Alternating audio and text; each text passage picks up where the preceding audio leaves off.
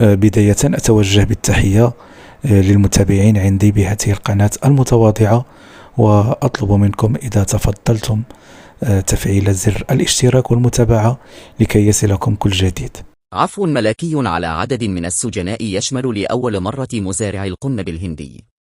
أصدر الملك محمد السادس عفوا بمناسبة ذكرى ثورة الملك والشعب لفائدة 685 شخصا، منهم المعتقلون 548 نزيلا، ومنهم الموجودون في حالة سراح 137 شخصا المحكوم عليهم من طرف مختلف محاكم المملكة بحسب ما أعلنته وزارة العدل.